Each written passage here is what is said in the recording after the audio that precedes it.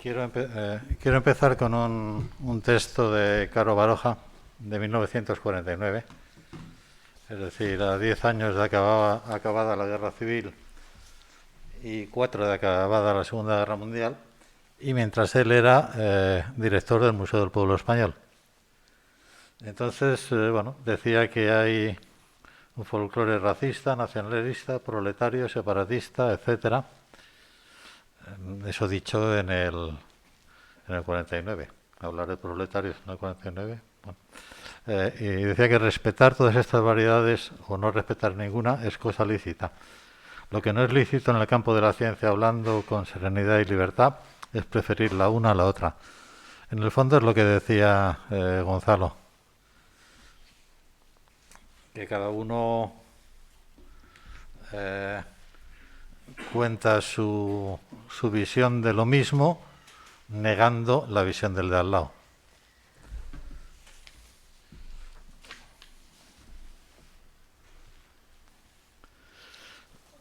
La construcción de la realidad, frase célebre en la sociología y la antropología,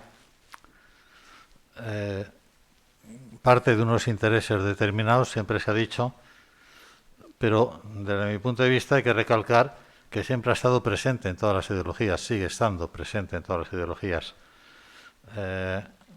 Las naciones, el nacionalismo o la modernidad también son construcciones. La identidad nacional se ha asociado, como ha dicho Anne-Marie, al concepto de pueblo. Y también se ha utilizado evidentemente el término cultura popular o el adjetivo popular para definir muchas cosas asociadas al nacionalismo. Para mí, quizá por deformación profesional de eso, de haber escrito de aperos agrícolas y cosas de campesinos, de lo que se está hablando cuando se habla de pueblo es claramente de una cultura campesina preindustrial, a veces con influencias industriales, y esa cultura campesina preindustrial que viene de muy lejos, con la larga duración de los historiadores franceses, es lo que se modifica, se readjetiva y se asocia a la nación. La expresión cultura popular, por supuesto, a pesar de que Anne-Marie la reivindica y la utiliza, y yo creo que existe, ha sido negada, se le ha negado el pan y la sal por ser ambigua y polisémica. Es decir, no se sabe qué es lo que se quiere decir y para cada autor pues significa una cosa, con lo cual es como no utilizable, porque no se sabe de qué está hablando. Story, en un libro sobre la cultura popular, la niega y comenta diferentes usos que se hace del término popular, como que gusta a muchas personas, lo que no es alta cultura, la cultura de masas, que es pasiva y alienante, que tiene su origen en la gente, o sea, la idea romántica del pueblo, que es una cultura de lucha y resistencia, recurriendo a Gramsci, uno de los fundadores del Partido Comunista Italiano, y, según los posmodernos, que no hay diferencia entre alta y baja cultura. Evidentemente ahí para mí está mezclando cosas que no tienen nada que ver. Es decir, son opiniones utilizadas por diferentes autores para sus fines de investigación o fines políticos que, claro, si las sumas da algo caótico. Pero bueno, también como lo de nación, si no se admite que existe, pues debiera inventarse. Como he dicho, Raymond Williams, además de lo de las culturas emergentes, Raymond Ullias era un historiador de literatura inglesa. Hablaba de que al analizar un tipo de obras había que tener en cuenta dos premisas. La relación entre las formas, literarias en este caso, y las situaciones sociales, y la continuidad de esas formas. Estudió la novela inglesa del 19, con lo cual es una novela como muy de un momento, pero a partir de ahí eso puede continuar. Yo creo que esa relación muy concreta en un momento dado entre las formas y las situaciones sociales se da. Lo que pasa es que en la continuidad de las formas hay un factor que es la variación en el tiempo. Las cosas no duran igual. Es decir, la novela inglesa del 19 no se puede hacer a final del siglo XX, porque los grandes protagonistas de esa novela no son los mismos.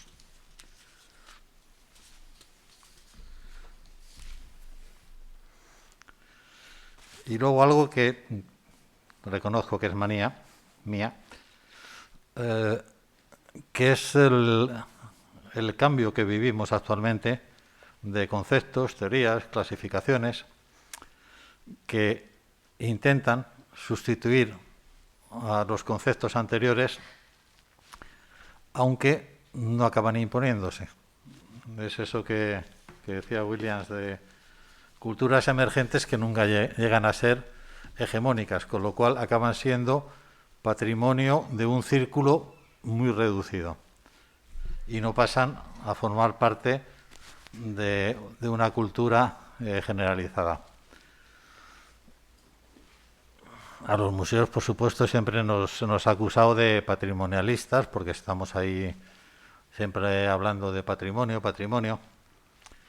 Y bueno, aunque a lo mejor aquí no es el lugar para insistir mucho en esto, y no voy a insistir, hay que partir de una realidad que nos supera, que es que la concepción patrimonialista sobrepasa el ámbito de los museos. Es algo que empieza en el 19, en cuanto se ve, se recurre al pasado y en cuanto se ve que determinadas cosas desaparecen, se patrimonializa el paisaje. El parque de Yellowstone se hace parque nacional en el 19, es decir, no solo son los objetos de los campesinos. Muchos museos estamos vinculados a instituciones oficiales, llámese ministerio o no, y luego también hay un problema con los museos antropológicos, que es que pueden mostrar contenidos similares, pero recibir diferentes nombres a lo largo del tiempo. Por un lado, bueno, pues, folclore del pueblo, de artes y tradiciones populares o costumbres populares, arte popular, cultura popular, tradicional o campesina, etnográfico, etnológico, antropológico. Pueden mostrar lo mismo y al final uno se pregunta, ¿pero por qué lo llaman de una manera y no de otra? Un museo de arte es un museo de arte y no tiene más. Pero un museo de contenido antropológico se puede llamar de 14 formas. Para la gente que no es especialista, es decir, el 99% de la población, le tiene que surgir alguna duda. ¿De qué quiere decir usted cuando dice etnológico o etnográfico? ¿Son diferentes? Porque si utiliza dos nombres diferentes, será que son de contenido diferente. El museo del pueblo español que se iba a llevar a Teruel, se decidieron en el ministerio llamarle museo etnográfico, para no confundirlo con el antiguo nombre de este museo, que era museo etnológico, y para no confundirle con el moderno nombre de este museo, que era Museo Nacional de Antropología. Con lo cual, antropología, etnología, etnografía, que es un tema muy bonito de las oposiciones de museos, es saber de qué me están hablando, cuando el museo puede tener contenidos muy similares, como digo. También en el sentido de que los museos son patrimonialistas, bueno, es que dependemos a veces de legislación como la la Ley de Patrimonio Histórico Español, que habla de un patrimonio etnográfico y que está, en principio, muy claro. Es un patrimonio tradicional, es decir, que se ha tenido que transmitir de padres a hijos y no por la escuela, pero ese patrimonio etnográfico de pronto convive, malvive, con otros términos que a veces vienen desde muy arriba, desde la UNESCO, que hace propuestas, no dicta leyes, evidentemente, pero en cuanto el país las asume, son leyes. En cuanto se asumen por un número determinado de países, pasan a rango como de ley en cada país que lo ha asumido. Entonces, pues, la UNESCO propuso cultura popular y tradicional, que no tuvo ningún éxito. Vivimos en una época en que hay que tener éxito para pasar a la posteridad. No tuvo éxito y se cambió.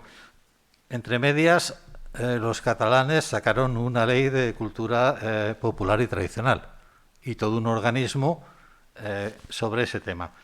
Pero como no tuvo éxito mundialmente, lo reconvirtieron, porque en el fondo es lo mismo, en patrimonio cultural inmaterial, que es el patrimonio etnográfico de toda la vida, al que se suma la idea de que tiene que respetar los derechos humanos. A mí eso siempre me ha parecido aberrante, porque en una cultura popular tradicional no existen los derechos humanos, es decir, no hay igualdad de género, por ejemplo.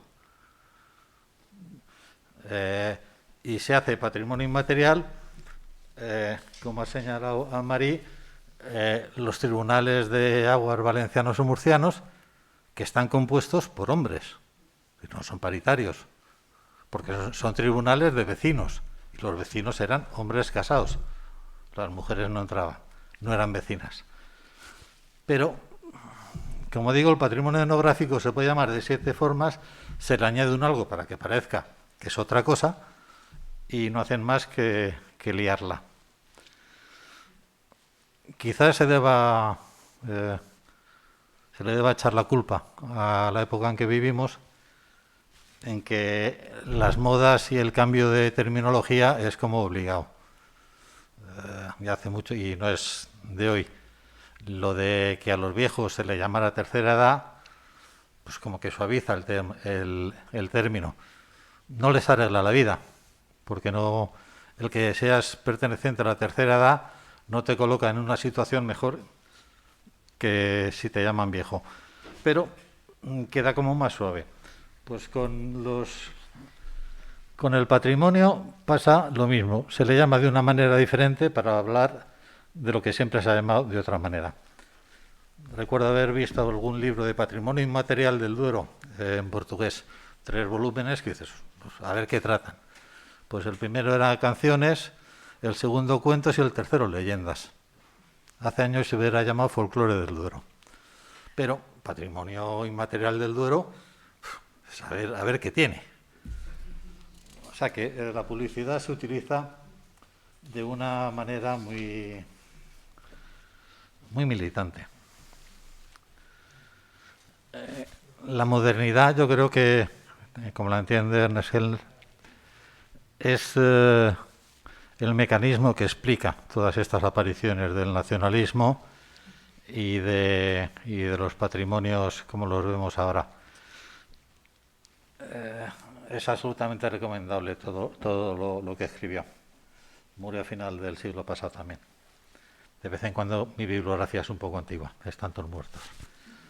Pero eran gente que pensaba, o sea, Caro Baroja, Williams, Hellner, y a lo mejor pensaban más que otra gente actual. Entonces decía este autor que el nacionalista quiere identificarse con una cultura. De ahí las identidades. Algo que no existía en una cultura tradicional, preindustrial, porque en ella había estratos, es decir, no todo el mundo era igual. Esa cultura única tiene que ser compartida, reverenciada y el olvido, y a veces el olvido es muy intencionado, hace que desaparezcan las diferencias. Eso, nos olvidamos que la comunidad de Castilla y León está creada con la normativa actual. Es decir, Atapuerca no estaba, no eran castellanos y leoneses, bueno, castellanos en su caso. Los de Atapuerca serían atapuercanos, suponiendo que se llamara Atapuerca en aquel tiempo. Y no tenían para nada el concepto de Castilla y León en sus venas. Pero de eso nos olvidamos. También está claro la necesidad de una cohesión y de unas fronteras. De ahí que muchos nacionalismos se pongan de los nervios en cuanto le quieren alterar las fronteras. Esa cultura homogeneizada y compartida se proporciona en la escuela. Y eso es fundamental, sobre todo porque, como decía Gonzalo, el 65% de la población hace 100 años era analfabeta. Es decir, no podía tener una cultura compartida con otras personas porque no tenía acceso a la cultura. Pero la escuela, que en un momento dado es obligatoria, es la que hace que se difunda esa unidad, unificación, homogeneidad de una cultura nacional. Y además, pues eso, se valoran las culturas específicas, folclóricas, frente al cosmopolitismo, en una reacción que es romanticismo alemán en estado puro ante la presencia de Napoleón en suelo alemán, entre comillas, porque tampoco Alemania era la Alemania actual. Entonces es curioso porque quiero resaltar que esas culturas folclóricas opuestas al cosmopolitismo enlazan y explican muy claramente por qué en un museo etnográfico solo hay cosas de pueblo campesino y no hay cosas de pueblo obrero urbano. Porque lo folclórico es nuestro, auténtico, de toda la vida, mientras que el cosmopolitismo viene de fuera. Eso no representa al país, porque las ideas son francesas, inglesas, alemanas y por supuesto no son españolas. Eso llevado al terreno político quiere decir que un campesino católico en el siglo XIX representa las esencias patrias, mientras que un obrero socialista, anarquista, representa las influencias malignas, por supuesto, del extranjero. De ahí que no aparezcan los obreros en los museos de este tipo, porque es que los obreros no son nacionales, y más en el XIX, son internacionalistas. Con lo cual, esa diferencia entre folclórico y cosmopolita es muy clara. Lowenthal, que escribió un libro magnífico, El pasado es un país extraño, en el que uno se da cuenta que el pasado no es solo una cuestión de etnógrafos que miran hacia los orígenes, que es otro de los clichés que se usan para atacar a lo etnográfico. Pues eso, Lowenthal en este libro muestra ejemplos clarísimos, abundantísimos, de que toda la cultura moderna mira hacia el pasado.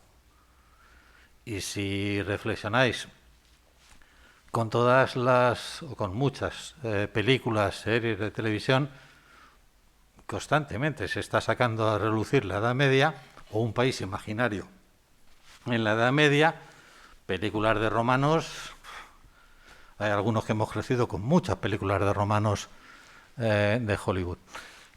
Y constantemente, por no hablar de lo que comentaba antes de la moda, que siempre se está volviendo a recuperar algo que se considera mucho más importante y que tenía más estilo que lo de ahora. y con lo cual te puedes basar en ello para inventar algo que ya inventaron hace 30 años. También es curioso que, y como lo hemos visto con vuestra intervención antes, se recupera lo que no se valoraba. Puede ser patrimonio etnográfico que se ha perdido porque la gente quería modernizarse y quería, en lugar de tener unas ventanas de madera, tener unas de aluminio, y tener una casa que en lugar de conservar el aire antiguo tuviera aire moderno para que se viera que la economía iba para arriba. Entonces se valora lo que no se valoraba y se trata de recuperar.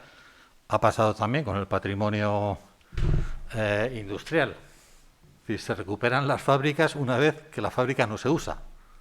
Entonces, si era tan importante, si era algo tan patrimonial, ¿por qué se ha dejado hundir? Entonces, esa visión de vamos a recuperar lo que se ha perdido es una constante que no sé si tendría que verlo algún psicólogo o algún psiquiatra. Porque la idea sigue estando ahí. Es recuperar lo que ya no está. Lo que se conserva, evidentemente, se conserva idealizado. Y se conserva idealizado porque se piensa que en el pasado era un pasado armónico. A mí me llama mucho la atención cuando alguien dice, me hubiera encantado nacer en la Edad Media. Sí, en la Edad Media, pero con castillo, ¿no? O sea, campesino, un dependiente de un señor que te explota, eso seguro no te hubiera gustado. Pero claro, ¿la Edad Media qué es? Pues ser príncipe, princesa y tener un castillo. Pues es que eso lo puedes tener ahora, ¿eh? O sea, si hubieras nacido ahora y hubieras sido millonario, vivirías como Dios. Entonces el tema no es ser medieval, sino ser rico. Pero eso, claro, lo llevas al pasado y tiene más prestigio. O sea, no vas a decir, no, yo lo que quiero ahora es ser rico y qué mal que mis padres no fueran ricos. Pero ya, si yo hubiera nacido en la Edad Media, si eras mujer, lo tenías claro. O sea, no. Ibas a estar mucho peor que ahora. Pero, se cree que el pasado es armónico. Raymond Williams también decía que esa pérdida de los buenos antiguos tiempos es algo que se documenta ya en el siglo XV. Es decir, que constantemente estamos perdiendo un pasado maravilloso y qué pena que cuando yo he llegado esto ya no es maravilloso. Yo recuerdo en mi casa que mis padres a principios de los 60 decían que la fruta ya no sabía como antes. Supongo que a alguien le suena eso, ¿no? Y tú dices, y eso de que la fruta no sabe como antes, llevamos repitiéndolo no sé cuántos años. Es decir, que el pasado siempre es un país extraño e idealizado. Pasando a los museos nacionales, a mí me llama la atención que en los años 30 del siglo pasado, es decir, va a hacer casi un siglo, en España, en Francia y en Portugal, se crean museos antropológicos, etnográficos, porque cada uno se llama de una manera, pero se crean museos que se materializaron con diferencias científicas y políticas. En Madrid se creó el Museo del Pueblo Español en el 34, como se ha dicho. En París el Museo de Artes y Tradiciones Populares en el 37 y en Lisboa el Museo de Arte Popular en el 48. Estaba previsto antes, pero se retrasó un poco. Recordemos que del 39 al 45 hay guerra mundial. Los contextos políticos de esos tres países y esos momentos difieren totalmente. Una república de centro-derecha en ese momento, la española, una república de izquierdas con el Frente Popular y una dictadura fascista, el Estado Novo de Salazar. El Museo del Pueblo Español se crea en julio del 34, siguiendo una idea de Luis de Hoyo Sainz, que fue un republicano moderado, participa en mítines en época de la República y fue su primer director. La intención del museo era documentar la cultura popular española y tenía pensado abrir en una fecha que no fue muy bien elegida, en julio del 36. Eh, pero aunque se crea en el 34, ya en 1915 Luis de Hoyos hablaba de la necesidad de un museo etnográfico nacional. Museo del Pueblo Español, Museo Etnográfico Nacional. Nombres. En la línea de otros países europeos, como decía Magui, las ideas de lo que hay fuera tenemos que traerlas aquí para también tener el mismo nivel económico-social que los países de fuera, que siempre están más adelantados. Pasa algo como con el pasado, lo de fuera siempre es mejor. En España siempre hemos tenido esa cosa de que en el extranjero atan los perros con longaniza. También en 1921 y 22 propuso la misma idea de crear ese museo ante la Sociedad de Antropología, Etnografía y Prehistoria. Hay que decir que por esas fechas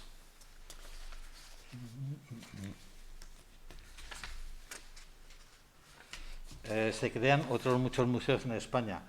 El de San Telmo en San Sebastián en 1902, el etnográfico vasco en Bilbao en 1917, la Diputación de León crea un museo etnográfico provincial en el 18 y el Museo de Ripoll en 1919. El de León no se abre, luego se abriría y bueno, luego tuvo una larga historia. Luis de Hoyos había recogido fondos y dirigido estudios en el Seminario de Etnografía y Artes Populares de la Escuela Superior de Magisterio, que funciona del 14 hasta el 31. Muchas de las memorias que se hicieron, no sé si todas, pero vamos, bastantes, que se hicieron en esa escuela sobre traje popular o sobre costumbres locales, están en los fondos del actual Museo del Traje de CIPE.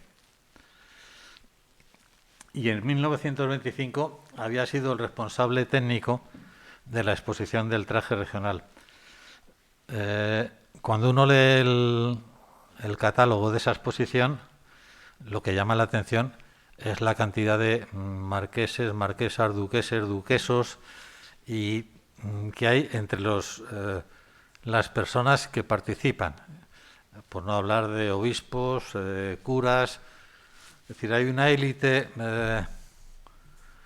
cultural, o social, más que cultural. Hay una élite social que tiene muchísima documentación sobre traje popular y que son los responsables, no solo en España, de que exista un traje popular. Las élites, sean culturales, sociales, se han dedicado a instaurar el traje popular, crear, recrear, inventar, como se le quiera llamar.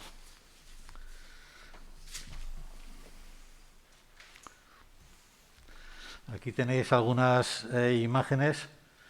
La de la derecha es una postal, o sea, que también se hace una publicidad mediante un método son las postales, que es muy turístico.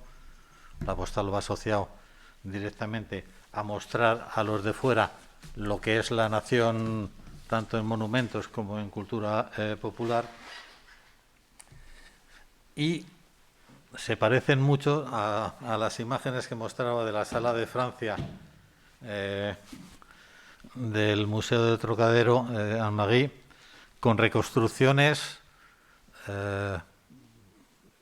que muestran, que escenifican cosas, o sea, un baile, una boda, una petición de mano o un mercadillo. Tenemos la suerte de que los textos oficiales de lo que se quería que fuera el museo están publicados en el primer número de Anales. Se publicó en el 35 y abajo, aunque no se le va a poner República Española. Hay un decreto fundacional en el que se resalta la deuda cultural y política contraída por la República con el pueblo español. Pueblo español, entrecomillado. Y la deuda es porque no había un museo dedicado a él. Y porque ese pueblo no aparecía de forma clara, sino que aparecía de forma vaga y oscura, frente al primer plano ocupado históricamente por el rey y la corte. Hay que pensar eso que otros museos, llamémosle Museo del Prado, reflejan muy bien lo que era el esplendor de la corte española, de la monarquía española. En el decreto fundacional habla de las colecciones del museo y dice que asumirían las del seminario que había impulsado y dirigido Hoyos. Se sumaría el Museo del Traje Regional e Histórico. Lo de histórico no aparece en el catálogo original, pero sí que había una sección de traje histórico que sigue estando. Sigue habiendo muchos trajes históricos en el Museo del Traje de esa época y que tenían que ver con lo que comentaba antes, que las personas involucradas en esa exposición eran personas de alta sociedad. Y también asumiría materiales del Museo del Encaje y el Museo de Arte Popular, que es un museo que está sobre el papel como 3-4 meses antes de que se cree el pueblo español, y que iba a ser un museo de arte popular y los carruajes, asumiendo todos los carruajes del Palacio Real que pasaban a ser, bueno, pues medios de transporte. En el decreto se aclaraba la estructura del museo, que incluía, de la institución, que incluía un museo de archivo en el cual se salve lo que hoy subsiste de los productos del hacer con el saber y el sentir del pueblo en sus manifestaciones de la etnografía, folclore y artes populares. Lo del salvar lo que se está perdiendo, también ya se ha dicho, es una constante en este tipo de museos. Y volvemos al problema de la terminología. En el Museo del Pueblo Español hay manifestaciones etnográficas, folclóricas y de artes populares. Y la misión, suena muy moderno eso de la misión de un museo, era proteger, conservar y estudiar en él los objetos etnográficos de la cultura material, de obras y actividades artísticas y los datos folclóricos del saber, organizándolo en sus manifestaciones nacionales, regionales y locales. Como comentaba Fernando, eso se llama diversidad cultural, dicho de forma administrativa. Y también, lógicamente, se ordenarían por series tipológicas, geográficas y de conjunto. Algo que suena a lo que mostraba Gonzalo. Todo este tipo de terminologías, de contenidos, continúa muy presente en las leyes sobre patrimonio, da igual que sea patrimonio etnográfico, patrimonio cultural inmaterial. También publicaba un cuestionario. La revista se puede descargar, está online y se puede descargar en PDF, en que dividía los temas a documentar en cultura material y cultura espiritual. Y aquí hay pues una ordenación curiosa. O sea, si uno trata de buscarle una lógica, no la tiene. Porque en la cultura material aparece la vida familiar, que incluye casa, muebles, ajuar, traje popular y regional y traje histórico. La vida social y económica, con los medios de transporte, agricultura, ganadería y montes, oficios y artes industriales, industrias textiles, encajes y bordados. Como se ve, las colecciones incordian absolutamente la organización. Es decir, que en la vida social y económica aparezcan los encajes y bordados, solo tiene explicación porque has asumido todos los encajes y bordados de otro museo. Porque en sí mismo, con perdón, no tienen entidad científica al menos. Y la cultura espiritual, pues se dividía también en artes plásticas y artes rítmicas y folclore. Las plásticas, orfebrería y joyería, cerámica, alfarería, vidrios, pintura, grabado, imaginería popular. Estamos hablando de cultura espiritual. O sea, la cerámica concebida como cultura espiritual, en fin, si alguien le ha cogido el punto, que me lo diga. O eso, o la orfebrería y joyería como cultura espiritual. Tiene unos contenidos simbólicos evidentes, pero llamarle cultura espiritual a eso me parece poco espiritual y muy material, sobre todo cuando es orfebrería y joyería de la de verdad, o sea, de la cara. Es muy material. Las artes rítmicas con instrumentos de música y materiales empleados en fiestas y juegos. Y luego el folclore, que enlaza con tradición decimonónica, porque incluye objetos de superstición y culto, y una tradición, si se quiere, hasta liberal, porque juntar la superstición con el culto, en fin, es ser muy liberal y considerar que el culto religioso es supersticioso, cosa que no siempre se admite. Y eso, en ese folclore, pues literatura popular, sabiduría popular, y en el folclore se incluye la bibliografía y el archivo. No sé qué pensará Ana López, la persona encargada del archivo, de que se está dedicando al folclore. Habrá que decírselo por si no ha caído. Y en el decreto también se habla de la metodología a seguir, que tiene que ser el fecundo método etnográfico moderno, que supera la observación artística, la curiosidad histórica, el sentido geográfico en su puro reparto, el criterio utilitario de la técnica o el sociológico del uso y empleo.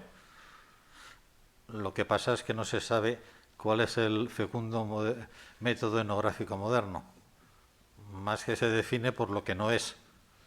Pero claro, si no es nada de eso, ¿qué es? ¿O es todo eso? Ahí no se entra en el detalle. Pero con ese método, ese fecundo método etnográfico moderno, lo que se documenta es lo creado por el alma popular. El alma popular también es un concepto muy alemán de que el pueblo tiene un alma que se vincula a la lengua y que, bueno, pues, que lo explica todo. Y además se habla de algo que es muy común en la época, que es la intervención en la cultura popular de la calle o de los pueblos, que es la restauración de las fiestas populares para conservar lo esencial de su tradición y valor histórico. Ese intervencionismo de los técnicos aquí está muy presente y está dicho de una manera como muy sencilla, no hay por qué negarlo. Lo que queremos es que las fiestas sean realmente lo que fueron, recuperar su verdadera esencia. Constantemente también existe la idea de que se está perdiendo la autenticidad de antes. Ahora hay muchas moderneces, que esto antes no lo había, entonces hay que recuperar esa esencia de lo que fue. El museo se abre poco después de la Guerra Civil. Hay unas imágenes de las salas de arte popular, un folleto que se editó y en el que se da un plano de la distribución de todas esas salas. La inmensa mayoría se dedican al traje. Es decir, que el peso de los materiales de la exposición del 25 y que derivó al Museo del Traje Popular Histórico es fundamental. El museo se volvió a abrir en los años entre 71 y 73, también como el ATP de París en los años 70 se vuelve a abrir. Y ahí tenéis abajo imágenes de ese momento. Como veis, aunque no se vea muy bien, abajo a la izquierda están ordenados por series tipológicas y por zonas geográficas. En el 93 se fusiona con el Etnológico, creando el Museo, el Etnológico, este museo en el que estamos, creando el Museo Nacional de Antropología. No funcionaron juntos como una entidad única prácticamente nunca, porque se mantuvieron a los dos directores, con lo cual nadie mandaba en el museo. Había dos cabezas que cada uno seguía con lo suyo. Se separa en el 2004 para crear el Museo del Traje, Centro de Investigación del Patrimonio Etnológico, y a partir de 2008 se intentó trasladar ese CIPE, que es el Museo del Pueblo Español, a Teruel, sin que se materializara la idea. Este año, y por el apoyo de Teruel existe a los presupuestos del gobierno, se ha vuelto a sacar el tema de que va a volver a ir a Teruel. A ver cómo acaba. El ATP de París lo creó el Frente Popular, curiosamente, el 1 de mayo de 1937. El 1 de mayo, evidentemente, fiesta reivindicativa de los trabajadores. Se derivaba de la sección francesa del Museo de Etnografía del Trocadero, pero no tuvo sede propia hasta el 72. Y se cerró definitivamente, como también ha dicho Anne Maguien, en 2005. Rivière, el célebre Rivière de la nueva museología y de todo esto, fue su primer director y redactor junto a Andrés Barañac de su proyecto. Hay que decir que Rivière en un momento dado se le considera filo Frente Popular. Andrés Barañac fue colaboracionista con la invasión alemana y bueno, algunos investigadores comentan que Rivière lo que quería era subir y era pues alguien adaptable a cualquier realidad. Pero en ese momento se hablaba de que había que dar a la población trabajadora el orgullo de este patrimonio, tanto como a la juventud escolar la curiosidad de una cultura en vías de desaparición, una vez más. Y que realmente, mostrando un museo así, se podrá hablar de culturas colectivas. Quizá en la misma línea de que antes en el pueblo español o en España se mostraba solo lo de la realeza, y vamos a hablar de culturas de toda la gente. El intelectual, en esos momentos, y con el Frente Popular al frente, debía estar al servicio del pueblo, y el folclore era una cultura propia de amplias masas populares. Y además había que trabajar, siempre los intermediarios, para que el pueblo fuera consciente de la cultura que tiene. Es decir, tiene la cultura, pero no es consciente de que la tiene. Con lo cual hay que decirle que lo tuyo es importante. Eso también sobrevuela muchísimas intervenciones. Para Rivière, lógicamente, todo esto se inscribe en una museografía social y de desarrollo cultural que enlaza con la del Frente Popular. Es curioso porque hay una persona, Anne Schumberg, que fue colaboradora de Rivière en el ATP, militante comunista y miembro de la Resistencia en la Segunda Guerra Mundial, que hablando de un museo etnográfico, posiblemente el de Gomeguean-Begues, en el 37, decía que de este museo emana una llamativa idea de dignidad de clase. Conviene no olvidar eso, frente a un patrimonio aristocrático de los reyes, que un museo de este tipo a alguien de izquierdas lo asocia, lo vincula, le sugiere una dignidad de clase. El programa museográfico y científico y pedagógico quería presentar salas para el gran público y otras más pequeñas para un mayor conocimiento técnico. Y una sala general de introducción al folclore francés estaría llena de geografía, antropología, lingüística, prehistoria, historia y economía. En el 39, influenciados por Lucien Febvre y Marc Bloch, se redacta un plan que no llegó a realizarse.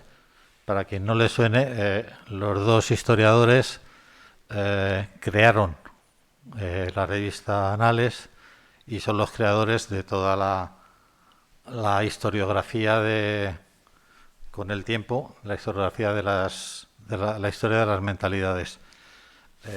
A Marc Bloch, que era judío, le asesinaron los nazis en la Segunda Guerra Mundial. Y en ese plan, que no se llegó a realizar, había salas sobre el bosque, los campos, el mar, los oficios, los trajes, las ciudades de la vida, y luego alveolos más concretos, más para especialistas, sobre alimentación, metalurgia, tejido, cestería, cerámica, arte popular, religión, sabiduría popular, música, baile, teatro, caza, trabajos de la piedra y de la madera. Creo recordar que esa división entre salas más grandes y más pequeñas estaba en el ATP de París, que se abrió en el 77, una vez que Rivière se había jubilado. Hacen muchísimas exposiciones estando cerrados, y a mí eso me recordó las muchas exposiciones que hizo el Museo de Antropología estando cerrado. Es decir, el antiguo Museo del Pueblo Español. Una vez que se jubila el director, parece como que surge el problema. Dice, bueno, ya se ha ido este que estaba aquí y no se puede decir nada, pues ahora que se ha ido vamos a plantearnos problemas y alternativas. Y vuelve a surgir el tema del nombre. Museo francés, Museo de Etnología francesa, Museo de la Tradición francesa. Y había que unir lo popular, lo nacional y lo científico. El folclore ya no se lleva en esos momentos, con lo cual popular, nacional y científico. Y también ese problema del nombre surgió con el pueblo español, cuando se rumoreó que se iba a abrir antes del traje. De hecho, se hizo un proyecto para abrirlo, y el problema es qué nombre le damos, porque a esas alturas ya no se le puede llamar Museo del Pueblo Español, porque hay autonomías y algunas autonomías se pueden molestar. Y hubo problemas con cómo llamamos a un museo de carácter etnográfico. Como también se ha dicho, en el 2005 pasa a ser el MUCEM de Marsella. Y el tercer museo del que voy a hablar es el de Arte Popular de Lisboa. Se abrió en el 48, en la dictadura de Oliveira Salazar, en uno de los espacios creados, que es el que se ve abajo, para las conmemoraciones del doble centenario. El doble centenario de 1940 era el de la creación de Portugal y el de la independencia de España en 1640. El impulsor de la idea fue Antonio Ferro, que fue periodista, admirador de dictadores fascistas, entrevistó a Hitler, a Mussolini, e ideólogo del régimen salazarista con la política del espíritu. Y además fue el máximo responsable del Secretariado de Propaganda Nacional, denominado después de 1944, y viendo cómo evolucionaba la Segunda Guerra Mundial, Secretariado Nacional de Información, Cultura Popular y Turismo. La Asociación de Cultura Popular y Turismo aparece en España en 1910-1911 con la Secretaría Regia sobre cultura popular, turismo y alguna que otra cosa. Es decir, que lo de unir turismo con con cultura popular viene de hace más de un siglo. Antonio Ferro había realizado varias exposiciones sobre arte popular en Ginebra en 35-36, París en la exposición que ha mostrado Almagui, en la que estuvo el Guernica. Es una exposición de artes y técnicas en la que los portugueses llevan arte popular, porque no tenían técnicas modernas, con lo cual llevan arte popular. Y en esas, hace esas exposiciones en París, Nueva York, y en el 1940 participa en la exposición del mundo portugués, con motivo del doble centenario, y en todas ellas se asume un modelo idealizado y miniaturizado de la sociedad campesina. Lo que hay abajo, aunque no sé si se ve muy bien, arriba son maniquís con trajes populares. Se editaron postales de maniquís con trajes populares. Y en bastantes casos, Antonio Ferro, cuando habla de la cultura campesina, la compara con un Belén, con un nacimiento. O sea, como si los campesinos fueran figuritas de nacimiento. De acuerdo que los portugueses, también como aquí, tienen nacimientos con muchas figuritas de campesinos y tal, pero no sé yo si los campesinos son figuritas de Belén. Transmite una idea muy clara de qué piensa de un campesino. El Secretariado de Propaganda Nacional tuvo una sección de etnografía con etnógrafos oficiales que participaron en todas estas exposiciones, de una manera o de otra. Luis Chávez o Francisco Lage, que fueron responsables del Centro Regional de la Exposición del Mundo Portugués. Hay unas cuantas, un roteiro, una guía de esa exposición y unas cuantas imágenes de la misma. Y además, Lage fue jefe de la sección de etnografía del secretariado y el primer director del Museo de Arte Popular. Hace un plan de organización del Museo del Pueblo Portugués en el 42 para abarcar y sintetizar la etnografía y el folclore portugueses. Una vez más, folclore es una cosa, etnografía es otra, pero se suman, o sea, hay que juntarlas. Y se organizaría en torno a manifestaciones individuales, alimentación, hábitat, traje y trabajo, manifestaciones individuo-sociedad, caza, pesca, pastoreo y agricultura, manifestaciones de transición lúdicas y manifestaciones sociales, rituales familiares. Yo no sé si los pescadores pescan solos y no pescan en sociedad. Como siempre, las estructuraciones de cómo presentamos las cosas son llamativas y chocan con cualquier ordenación mínimamente lógica, ya no diré actual, antigua. Yo no sé si el alimentarse es una cosa individual. Normalmente se come en familia y además los alimentos no los genera uno mismo individualmente.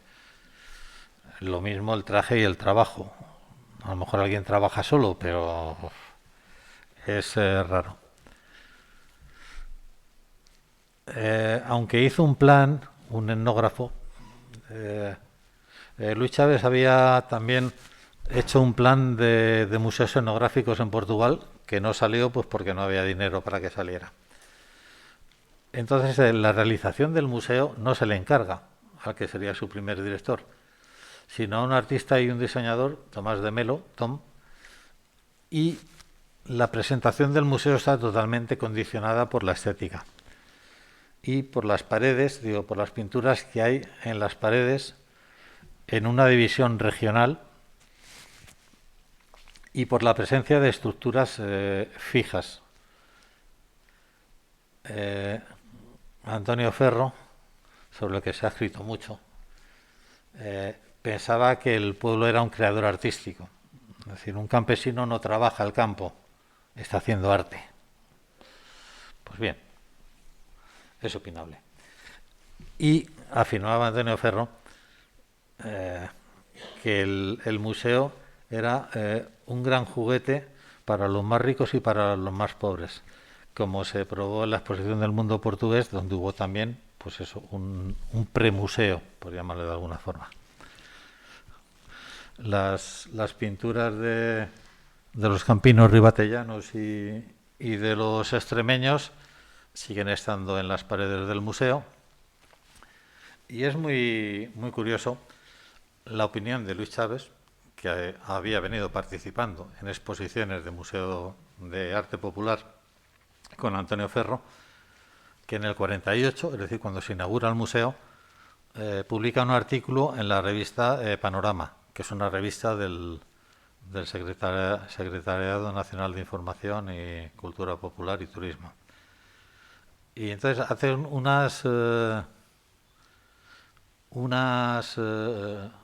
emite unas opiniones que yo la verdad es que cuando las leí me quedé alucinado. Porque las exposiciones previas estas de las que he hablado justifican la visión que tenían los organizadores, que son los mismos que ahora. Es decir, que los que han participado, fundamentalmente artistas, en todas esas exposiciones, son los responsables de hacer el museo. Aunque la zona etnográfica estuvo lejos de ser lo que debía ser y las exigencias reclamaban. Es decir, que para un etnógrafo lo que se presentó no le convenció.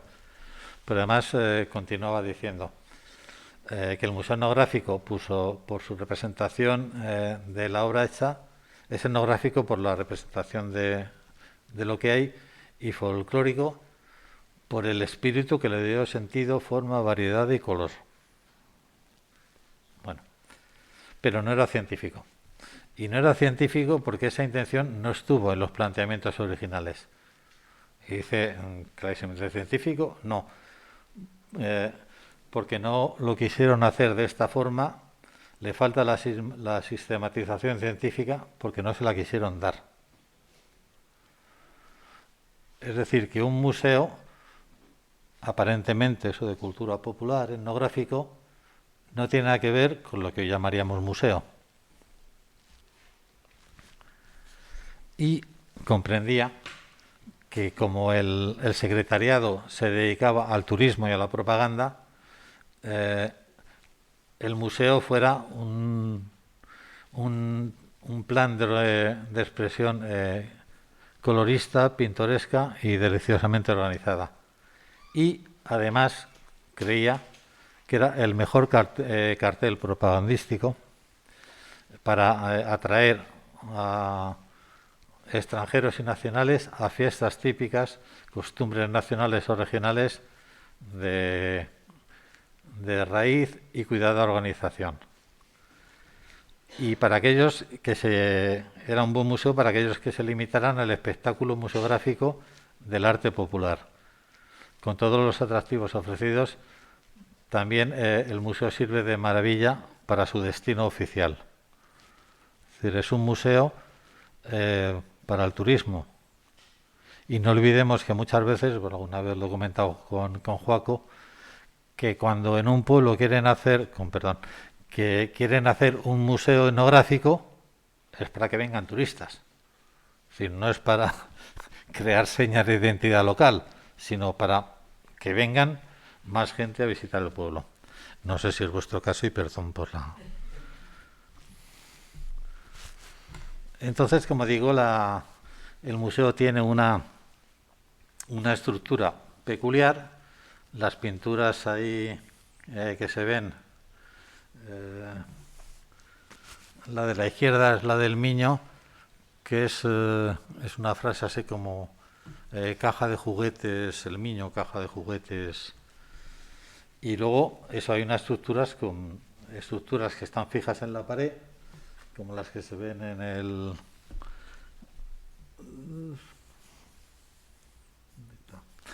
las que se ven en la pared de piedra, o las de abajo que estaban dedicadas a textiles, o sea, tenían barras para colgar textiles, Pero que claro, cuando haces una exposición como es esa, que es la exposición de la fotografía del azulejo que se hizo ahí, dificulta mucho porque tienes que tapar todas esas estructuras. No las puedes llenar muchas veces de nada porque están llenas de barras, es decir, no son vitrinas.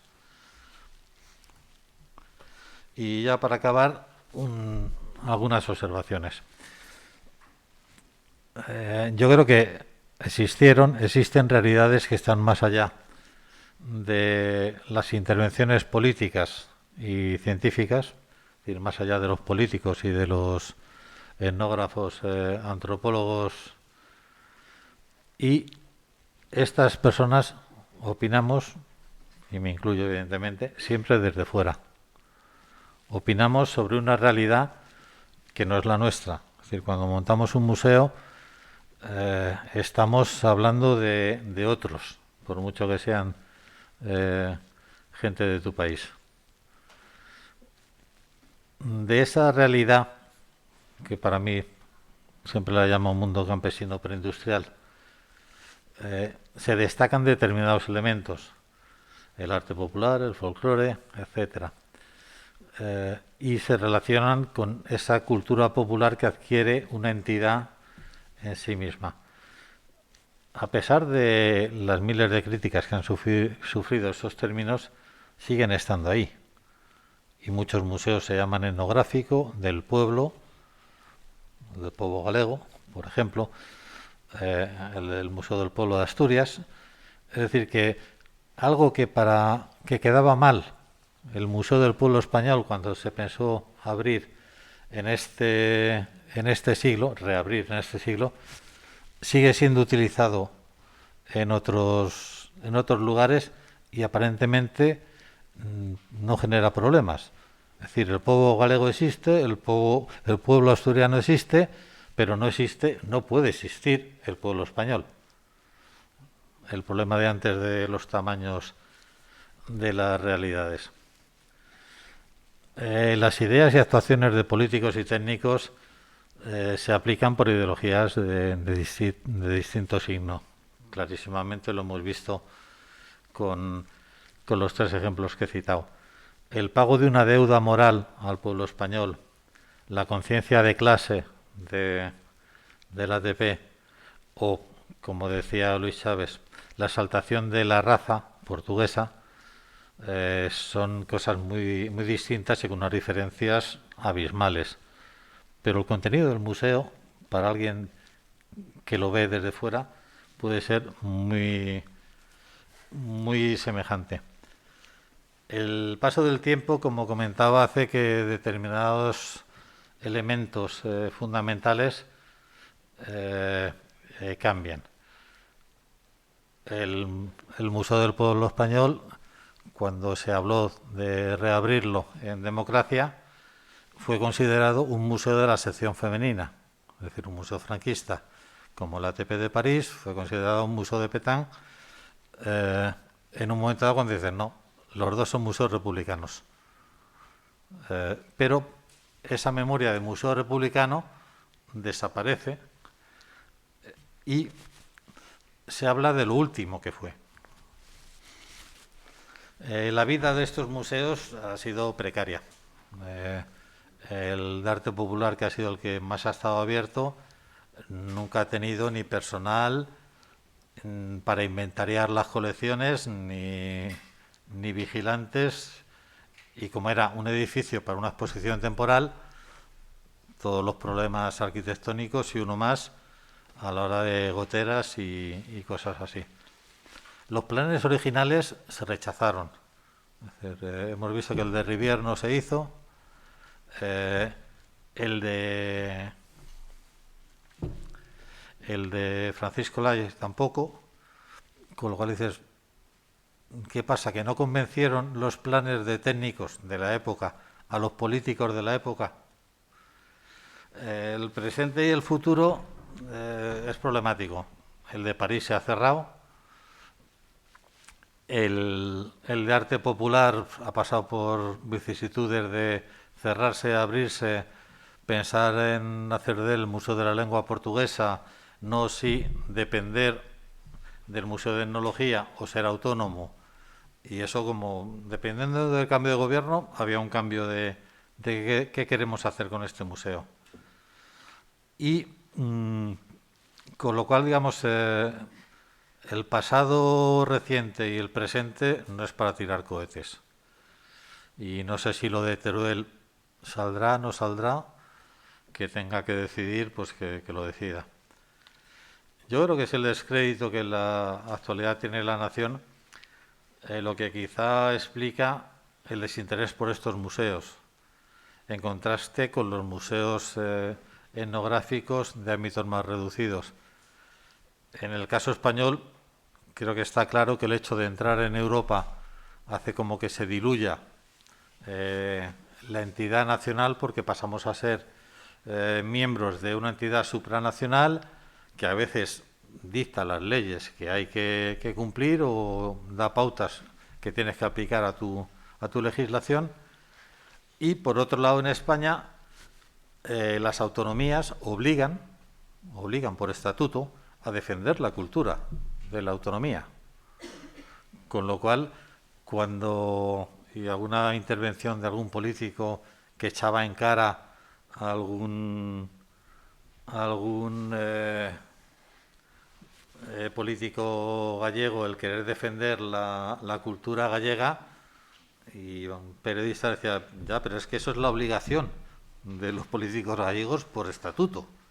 Es decir, que no es que estén tergiversando una realidad, es que la ley les obliga a defender la propia cultura. Yo creo que en el fondo con esto hay una idea que a mí siempre me ha llamado la atención, quizá porque soy de Madrid y no tengo patria chica. Aquí la patria chica es una ciudad. Existe la idea de que lo pequeño, geográficamente hablando, es más real que lo grande. Es decir, es como si la nación se construyera y la comunidad autónoma no se construyera, o la provincia no se construyera.